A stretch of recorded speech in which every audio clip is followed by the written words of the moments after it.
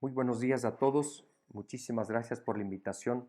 Soy el doctor Manuel Gibaja, jefe de la unidad de cuidados intensivos del Hospital Eugenio Espejo.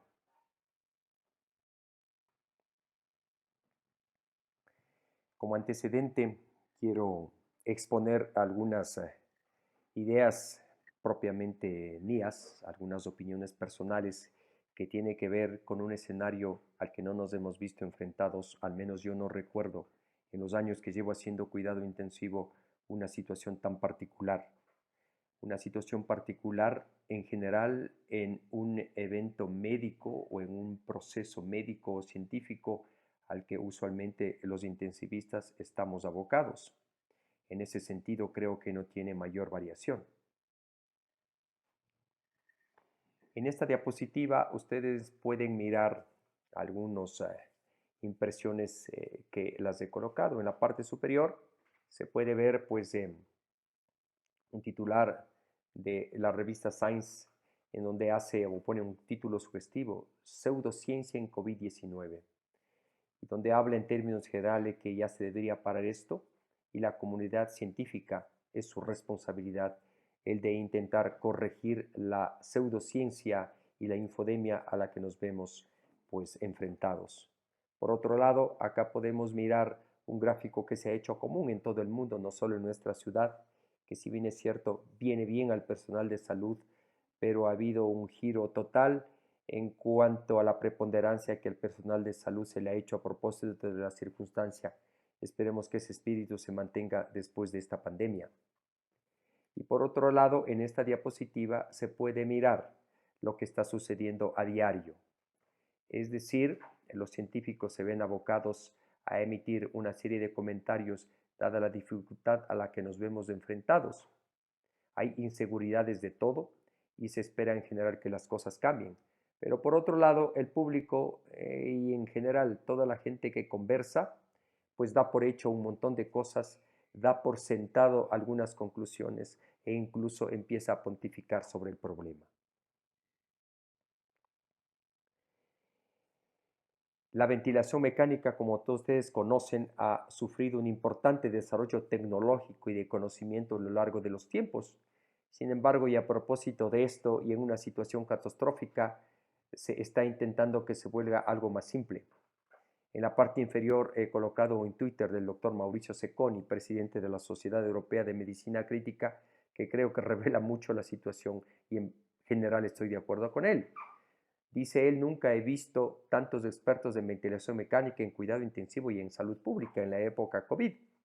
Creo que ya es tiempo que regrese a la época de fútbol, donde todos somos expertos y opinamos sobre este asunto a través de los medios.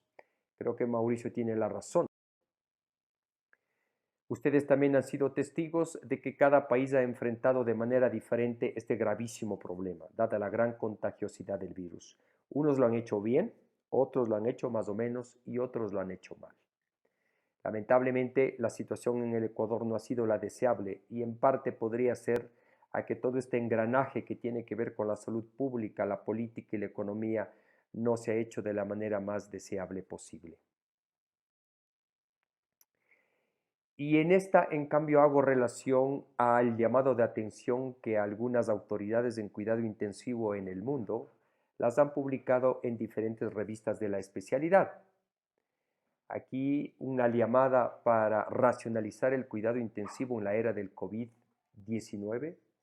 Acá otra que tiene que ver en llamar a una defensa de la medicina basada en la evidencia para el tratamiento del SDRA, en lo que tiene que ver con COVID-19 y una que tiene que ver con un conocimiento ancestral, y es que primero no hacer daño aplicado al SARS-CoV-2 en una editorial publicada por el doctor Jordi Relo y otros colaboradores. A lo largo del curso se menciona de manera detallada y de una manera práctica y para el conocimiento de ustedes cuál ha sido la evolución desde su comienzo de SARS-CoV-2 y COVID-19. Para efectos de mi presentación, yo voy a escoger algunas de lo que sabemos en relación básicamente a la ventilación mecánica. Esta diapositiva es una de las primeras publicaciones chinas de Lancet Respiratory Medicine que hace relación al curso clínico y el pronóstico de los pacientes críticamente enfermos con SARS-CoV-2 y neumonía en un hospital de Wuhan. De los 710 pacientes que enrolaron, 52 fueron críticamente enfermos y de ellos un 65% murió al día 28. Y aquellos que, además de estar en ventilación mecánica, desarrollaron SDRA, la mortalidad llegó a superar hasta el 81%, sobre todo en los pacientes de más de edad, lo cual podemos mirar en el Kaplan-Meier, donde la sobrevida va bajando de manera realmente impresionante hasta el día 28. Y esta es una publicación más reciente, la de JAMA, del grupo italiano del norte de Italia, donde ya podemos mirar una cantidad muy importante de pacientes, en donde la verdad, según mi impresión, no hubo los datos que yo hubiera esperado. Pero sin embargo, sí podemos mirar algunas cosas importantes, que la relación PAFI bordea alrededor del 160, que la mayoría de pacientes requirieron un FiO2 superior al 50%, y que la media de PIB estuvo entre 14 y 16. La ventilación mecánica invasiva se usó en su mayoría en un 88%, la posición prona en 27%, si se quiere un porcentaje no tan importante, se entenderá que todos estos pacientes no son SDRA, son pacientes en ventilación mecánica, y su mortalidad, en cambio, a diferencia del dato anterior, es de 26%, es decir, menor. Y esta es la última publicación de un sector de la ciudad de Nueva York, 10 hospitales que enrolan a 5.700 pacientes, de los cuales el 14% tuvieron que ingresarse a cuidado intensivo y el 12% requirieron ventilación mecánica invasiva. La mortalidad aquí sí sobrepasa lo esperado, llega a ser del 88%, aunque rápidamente se hizo una carta al editor pidiendo que se corrija los cálculos y que ese 88% no corresponde a la realidad, que era menor. Habrá que aclarar esta parte técnica.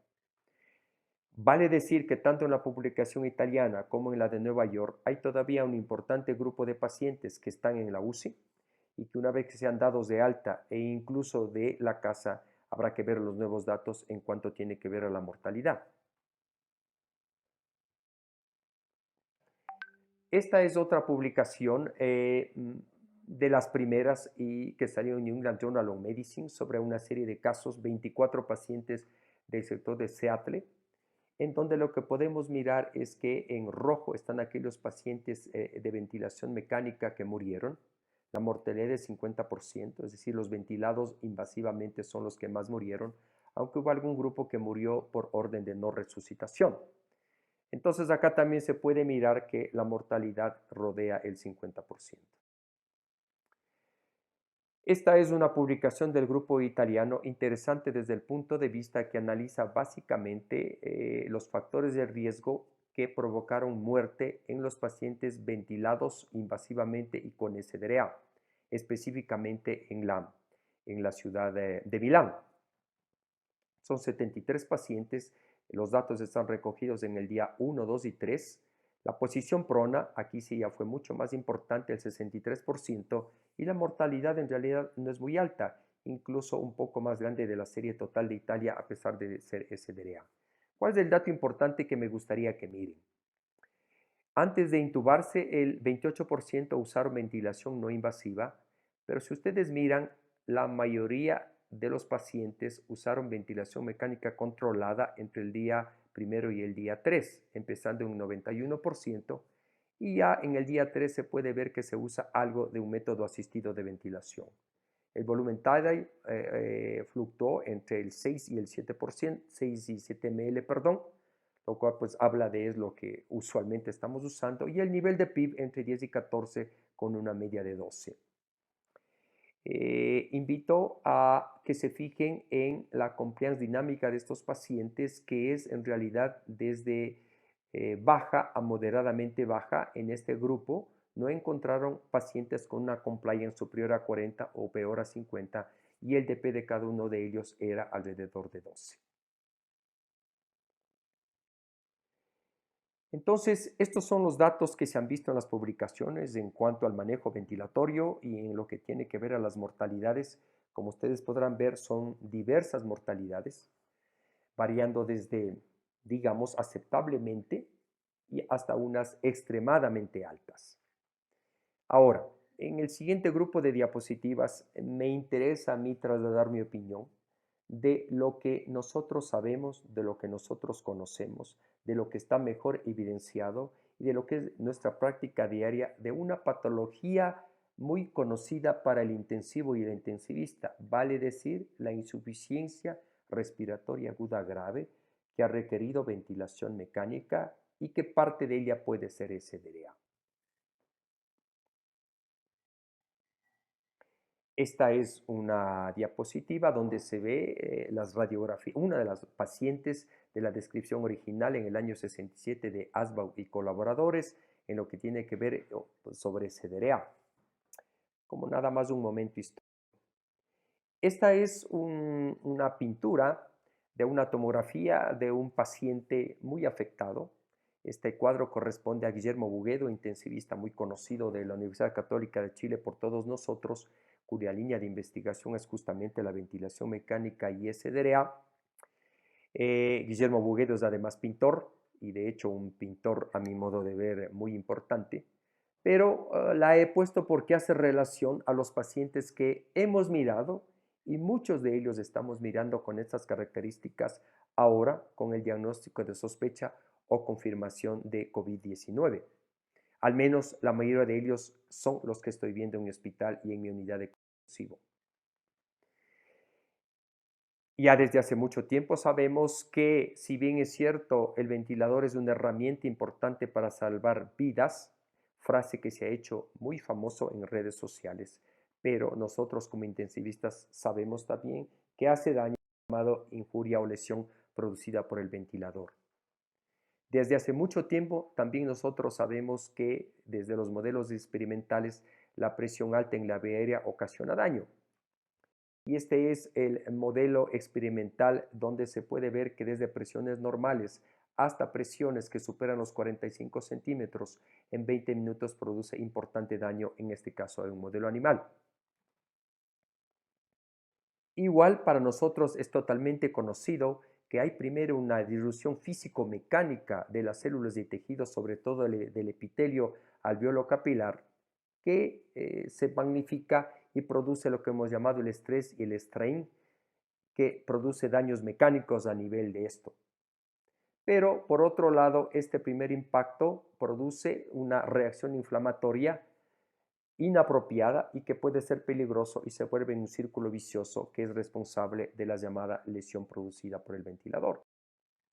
De tal manera que es conocido por todos nosotros que hay un primer hit o golpe que es propiamente el SDRA, en este caso producida por el SARS-CoV-2, y hay un segundo golpe que puede ser producido por la ventilación mecánica con diversos grados de estiramiento, lo cual a su vez es responsable de una activación inflamatoria reconocida como biotrauma y probablemente un fallo orgánico múltiple. A mi modo de pensar, eso no tendría por qué pasar en los pacientes SARS-CoV-2 que estamos manejando ventilados en nuestras unidades. El consenso de Berlín, conocido por todos nosotros con todas las debilidades que tiene y con todas las fortalezas también que las posee, sigue siendo una herramienta totalmente válida para diagnosticar a los pacientes con SDRA y no tiene por qué ser la excepción en el caso del paciente con SARS-CoV-2.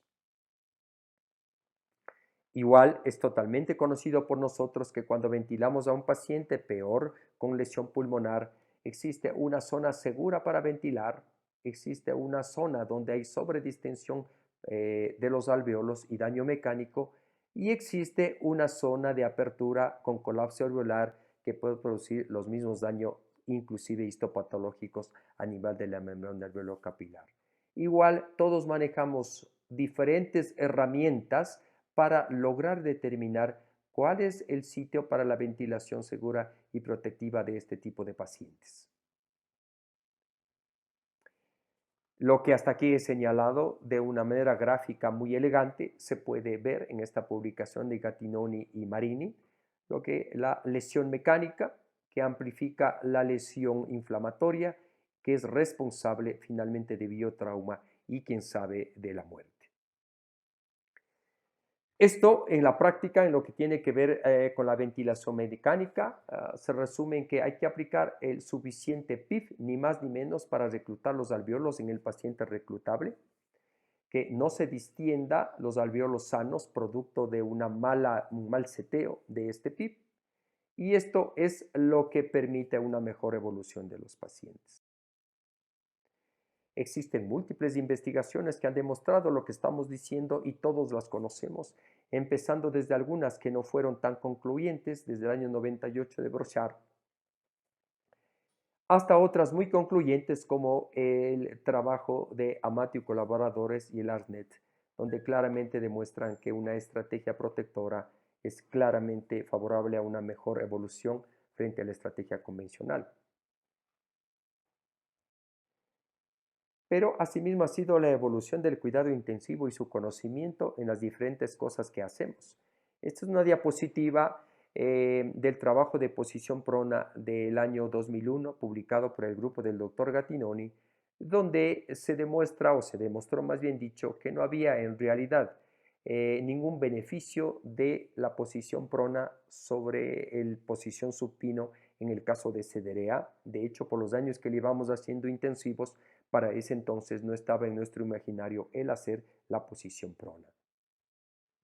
Pero las cosas cambian y luego últimamente se ha demostrado que esto no es así y que definitivamente el grupo prono en aquel que amerita evidentemente produce un pronóstico mejor en cuanto a mortalidad sobre todo, es decir, hay una mayor sobrevida tanto a los 28 o a los 90 días como en esta famosa publicación de New England del doctor Claude Guérin. Igualmente, el bloqueo neuromuscular tiene evidencia de el estudio clásico y algunos otros, que bien aplicado en los pacientes más graves produce igual un mejor pronóstico y básicamente en lo que tiene que ver con la mortalidad, hasta con una disminución porcentual de 10 puntos en lo que tiene que ver con su evolución de vivo o muerto. Igual, todos nosotros hemos mirado la controversia en el resultado de la hipercapnia permisiva en los pacientes más graves cuando nos vemos obligados a usar volúmenes tidal bajos o volúmenes tidal, digamos, que no pueden provocar sobredistensión. Si bien es cierto, existe alguna controversia en si la hipercapnia permisiva es o no perjudicial en los pacientes con pues parece ser que no es tan inocua como creíamos. Es decir, que aunque nos vemos abocados a veces a usar de este artificio para el manejo de los pacientes, hay que tener una cautela, porque si los niveles son superiores a 50 ya puede producir algún daño, y esto también lo conocemos. Pues también conocemos, y esto no es nuevo, que a pesar de todo este... Como opinión personal, yo creo que en este escenario tan severo, porque efectivamente hemos visto hipoxemias realmente muy manifiestas en este tipo de pacientes, así como hemos optado por la hipercapnia permisiva, también deberíamos optar por la hipoxemia permisiva, sobre todo en los pacientes que viven en ciudades de alturas, como en mi caso Quito, sobre 2.500 metros, porque se conoce que este tipo de pacientes o este tipo de habitantes con el tiempo desarrollan cierta resistencias, o digamos más bien pueden tolerar de mejor manera fenómenos de hipoxemia, a diferencia de los que viven a nivel del mar. Porque si hacemos hipoxemia permisiva, eso nos va a llevar a que los soportes ventilatorios no sean tan altos, a que probablemente tengamos que manejar un mejor nivel de PIB para no lograr los mismos objetivos. Y si simultáneamente mantenemos un adecuado suministro de oxígeno, probablemente esta pueda ser una alternativa. Es decir, el fundamento es que manejemos a pacientes con una saturación menor de oxígeno. Ojo, que parece ser que en el paciente COVID-19 la saturación de oxígeno y la relación SAFI es mucho más decidora que la relación PAFI de cómo están yendo las cosas. Entonces, para lograr eso, probablemente necesitamos un manejo de ventilación mecánica algo menos agresivo, ¿no es cierto? con la condición de que se mantenga el suministro de oxígeno adecuado a los tejidos, y esto podría favorecer a una mejor evolución de los pacientes en ventilación mecánica con SDRA. Pues aquí resume lo que he dicho como una estrategia que me permito que se tome en cuenta considerar, es decir, hipoxemia permisiva sin permitir hipoxia tisular como un mecanismo para lograr alguna mejor evolución. Ahora, ¿qué es, según mi opinión, lo nuevo que nos ha podido brindar como conocimiento y ya se verá en el futuro cuando las publicaciones con un número de pacientes mayor aparezca? ¿Qué es lo nuevo que nos ha podido ofrecer el SARS-CoV-2 en esta circunstancia? Realmente este es un dibujo, un gráfico que ha tomado una fama inusitada. A propósito de la posición de los doctores, sobre todo Gattinoni y Marini y del grupo de Gattinoni, de que el COVID o el COVID-19 presenta dos tipos de fenotipos, al que el llamado L, es decir, el L es aquel paciente que tiene baja reclutabilidad, ¿no es cierto? El peso pulmonar no es grande, no hay mayores infiltrados, y el fenotipo H, digamos, el más conocido, SDRA, en donde puede ser, más bien dicho, altamente reclutable, el pulmón está más pesado y evidentemente su compliance es demasiado baja. Entonces, ha sugerido que de acuerdo a eso, pues se establezca una estrategia de tratamiento, y hay títulos de algún editorial suyo donde dice que el COVID-19 no conduce a un SDRA típico. Con el respeto que se merecen los doctores Gattinoni y Marini, que pues a la final son unos próceres del intensivo y no soy yo para quien pues en ese sentido controvierta esto, pero a mí me parece que este tema de los fenotipos ya se viene hablando desde antes. No existe una herramienta clínica lo suficientemente fina para determinar cuáles son y de esta manera determinar cuál es la mejor estrategia dependiendo de cada uno de los grupos. De tal manera que yo no estoy tan seguro que esté tan marcado esto que aquí señalan los dos doctores. Lo que a mi parecer sí me parece es un aporte muy importante es esto, el del Billy Vortex, o el hecho de que el COVID-19 al producir vasoplegia, su hipoxemia se debe por un trastorno de perfusión a nivel pulmonar, ¿no es cierto? Y que cuando nosotros optamos por ventilación no invasiva tenemos que estar muy atentos a la disminución del esfuerzo inspiratorio, porque si no disminuye el esfuerzo inspiratorio, pues este paciente necesita una intubación muy temprana y en que se quedaría en no invasiva si se calma este esfuerzo inspiratorio.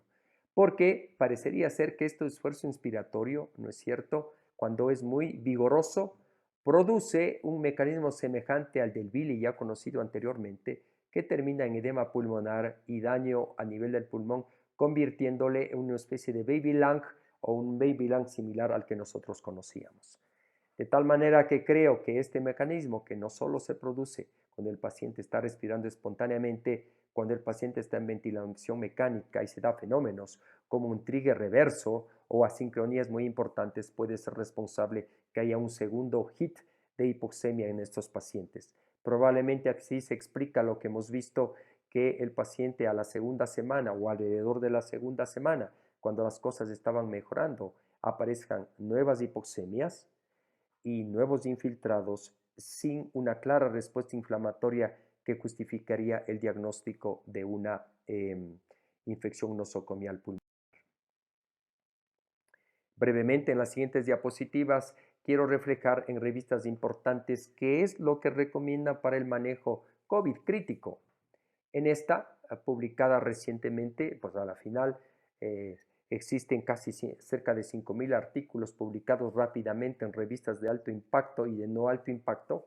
Imposible ponerse al día en todo lo que ha salido. Es impresionante, no se ha visto en la historia que en un tiempo tan corto hayan aparecido tantas publicaciones. Pero en todo caso, fíjense en ustedes en el cuidado usual, que es lo que recomiendan, cosas que ya sabemos: cuidado con los fluidos, ¿no es cierto?, con la sobrecarga de volumen, ¿no es cierto?, considerar la intubación temprana. Aquí sí respetando el esfuerzo inspiratorio, la ventilación mecánica protectiva que está prácticamente muy identificada y el ECMO cuando haga falta. Hasta ahí, cosas que usualmente nosotros hacemos y se trata de COVID. El resto, bueno, ya son cosas nuevas, todos los cuidados de protección que debe tener el personal para evitar el contagio y claramente se declara, cosa con la que estoy de acuerdo, que a la fecha no existe, a mi modo de ver, ningún medicamento específico que le ofrezca un claro beneficio al paciente grave y por el contrario, yo creo que todos estos medicamentos específicos en un paciente fisiológicamente tan lábil puedan crear interacciones que a la larga incluso podrían ser perjudiciales. Eh, Esta es una recomendación de un grupo chino al respecto del manejo en cuidado intensivo con un título que hace relación a retos y recomendaciones. Y claro, estamos hablando de CDRA, habla de la posibilidad de hacer algún tipo de ventilación no invasiva. Si esto no se logra, pues evidentemente habrá que intubar al paciente por gente totalmente experta porque no podemos demorar mucho en la intubación por los riesgos que esto conlleva. Si el paciente tiene un SDRA leve evaluado por la PAFI, el uso de volumen tidal en niveles protectivos y el cuidado en la presión de la vía aérea. Si el SDRA es moderado, recomienda ya el nivel de PIV en un nivel moderado o un poco más alto. Y si el paciente tiene un SDRA severo, pues considera la posición prona, considera los bloqueantes neuromusculares y evidentemente pues la ventilación mecánica protectiva. ¿Es esto diferente a lo que hacíamos antes? Pues no, sigue siendo parecido o más bien dicho igual.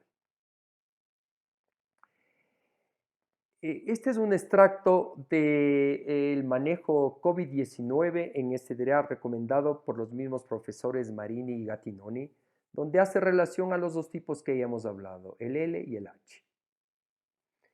Eh, Evidentemente estamos todos claros, tanto en el L y el H como se quiera llamar, que hay que minimizar el estrés pulmonar, optimizar la entrega de oxígeno. Y aquí aparece el término, el Billy Vortex, ¿sí? Esto creo que es un importante aporte, el Billy Vortex o estas asincronías, o en el caso de estos, un trigger inverso que puede a la final dañar el pulmón, esto me parece importante. Sin embargo, fíjense en ustedes que ha sido motivo de gran controversia que en el fenotipo L dice que es innecesario los volúmenes tidal bajos, que el PIB alto más bien puede producir daño. Pues entendíamos que el conocimiento es que el cuidado del volumen tidal hacia no alto no interesaba, en este caso el fenotipo, y no interesaba incluso que el paciente no tenga SDRA. Es un tema pues que ha producido mucha controversia y evidentemente en el paciente en el tipo H, pues todo lo que nosotros estamos acostumbrados a hacer.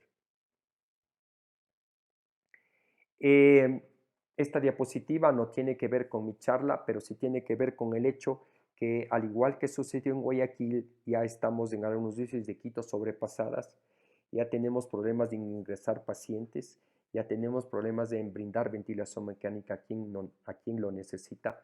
Por eso me parece que sí es trascendente esta propuesta de triaje, tanto al ingreso del paciente a la UCI, como de acuerdo a su evolución en el paso de los días, para determinar cuál paciente es el que amerita hacer todos los esfuerzos necesarios y cuál no. Tomen en cuenta inclusive este título sugestivo y controversial, si se quiere, que ha colocado el doctor Sprung, Reylo y colaboradores, es decir, quiénes vivirán y quiénes morirán. Bueno, insisto que es una herramienta que debería de ser considerada. Pues como he dicho, nos hemos visto obligados a ver un escenario realmente complicado, una presión sobre el equipo de salud de cuidados intensivos inusitada, de todo tipo, una presión a las autoridades de salud que les ha puesto a prueba de una manera tremendamente grande y pues que ha llevado a reacciones de todo tipo en el mundo. Me dicen que esto está pintado en una pared cercana a la entrada de la clínica Mayo, al menos que es lo que me informaron. El doctor Tony Fauci tiene colgado un cartelito donde lo que dice es un poco duro, pero bueno, no se desajusta a la realidad a mi parecer. En definitiva, yo creo que todo el equipo de salud que enfrenta ahora al COVID-19, que insisto, a lo mejor salgan datos más concluyentes luego, pero yo sí creo que la parte más importante en el manejo de estos pacientes está en hacer de manera óptima lo que nosotros conocemos y bien. La optimización, los soportes, el soporte respiratorio que ha sido motivo para el que yo les esté hablando a ustedes, el soporte hemodinámico, las prevenciones que hay que tener y los cuidados que hay que tener. Yo creo que eso va a favorecer a que los pacientes vayan mejor. Evidentemente, todo este tipo de soportes es más difícil de cumplirlos cuando estamos sobrepasados.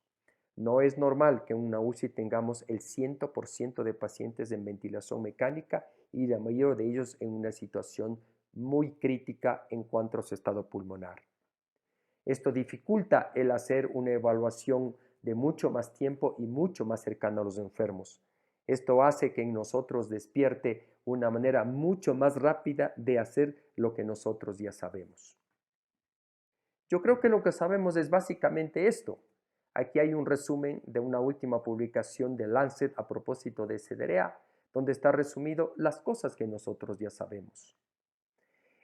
Yo creo que en el caso del COVID, por las características que tiene, tenemos que evaluar al paciente de uno a uno, viendo sus características, determinando con las herramientas que ya están a nuestro alcance cuál paciente es el que necesita o no reclutarse, cuál paciente es el que necesita más o menos PIF, ¿no es cierto? Y las otras cosas son las que nosotros pues ya las conocemos. Me parece a mí que estamos pronando en exceso, que algunos pacientes no ameritan pronación, y que por este hecho estamos usando sedación y analgesia y relajación en una dosis mayor al usual y por un tiempo mayor al usual, y que a lo mejor esta es una de las causas que ha obligado, o más que ha obligado, ha incidido en que muchos de estos pacientes, cuando se empieza a retirar la sedonalgesia, presenten cuadros de delirio en un porcentaje muy alto y muy severo.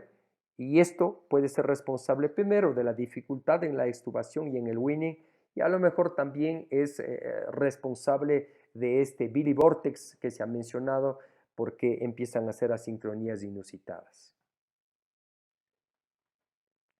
Pues quiero terminar con esta frase del doctor Bernard Long, cardiólogo que ganó el Premio Nobel de la Paz en el año 95, que creo que aplica muy bien para la circunstancia. La curación es mejor lograda cuando el arte y la ciencia están unidos. Tienen que estar unidos en este caso. El arte nos ha dado el manejo a lo largo de los tiempos, nuestra experiencia. Y la parte humana, pues en lo que tiene que ver que cuando el cuerpo y el espíritu son sondeados en conjunto, también las cosas van mucho mejor. Muchísimas gracias por su atención.